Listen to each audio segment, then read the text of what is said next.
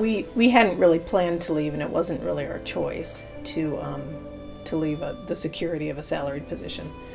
But that was the situation that we were in. So I remember having a conversation with Carl about the fact that it had been quite a while since we had really had to kind of rely on God for every little bit of income and provision. The first time I heard of Numinous was when it was still an idea. It was in Carl's truck, actually. I remember he had picked me up from, I guess, my parents' house. We were going somewhere for a short trip, and he mentioned the idea that he'd been reading a book by C.S. Lewis. And in there was a word that the author, Lewis, had used, numinous.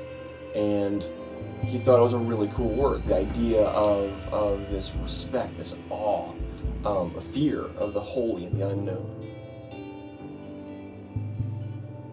I think the example C.S. Lewis used was the idea of, imagine, in the room next to you is a tiger, a wild, ferocious tiger. It's scary, but it's not an unknown scary.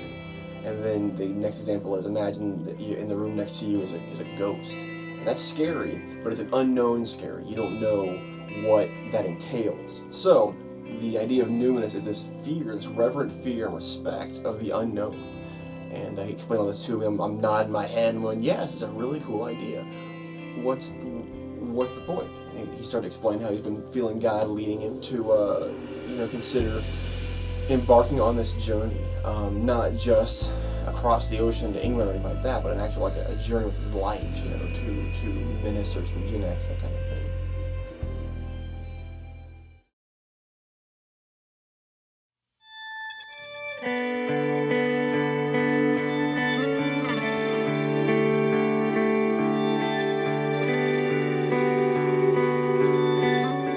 In 1996, I had stumbled across a band from England called Delirious. So from 98 through February of 99, we began an investigation through some very God-directed opportunities to find out what was going on in Delirious. The youth group that I had, we often played out at local Christian stores and places. We weren't great, but we had fun. And one time we were practicing a Delirious song, and this family in this one Christian bookstore came up and heard us, and they kind of were getting into it.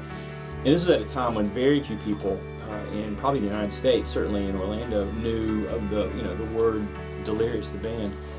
Found out from them that they knew somebody in the band, and a year later I'm contacting this person saying, hey, is it true you really know somebody in the band? Can you give me a contact? A series of emails later, I'm in contact with one of the band pastors, a person who'd been very instrumental in the beginning of Delirious in Southampton. And through him, I became close friends with a leader of another church in a city close to Southampton called Bournemouth.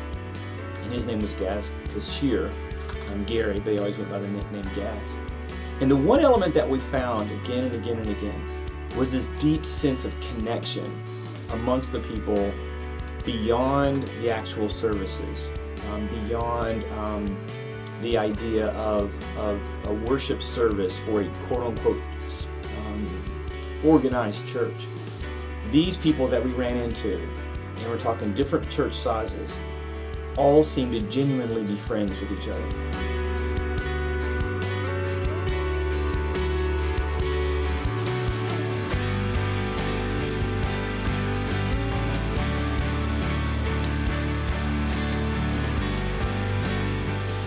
We started off not really knowing exactly what direction we were going, so we established a prayer group on Friday nights, and they would meet at 10 or 11 at night and pray until they felt like they were finished. And so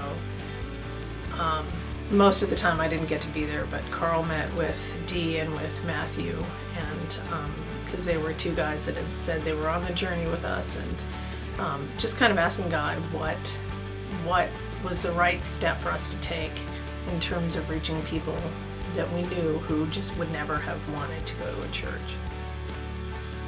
I'm back from England in February, and we then have, 7 months or so into the summer. And one of the, actually more than one, but one of the lead mentors that I was hanging out with, a man named Paul Cornwell, was pressing, saying, hey, it's been a year, something needs to happen. I still wanted to do some cool kind of Friday night thing at a place, maybe a club or a bar, or if you're not going to get a bar, they're working, right? So maybe a restaurant or something. This idea being to, hey, we can reach this generation who has a spiritual interest, but they don't want any of the religious trappings of the church. First days of Bliss, we all came together and we would meet in someone's house. Usually it was in Carl's house, I want to say. And we would just spend time together. We would eat, we would laugh, we would just talk. Talk about how your day was going, what was going on in your life. We eventually developed the idea of asking questions, whether sort of random questions like what's your favorite superhero or favorite color, to some of the deeper ones, what are times that maybe you regret doing something, that you wish you did something better, whatever. Through these questions, we got a chance to get to know people a lot better, know their nuances, know the ins and outs.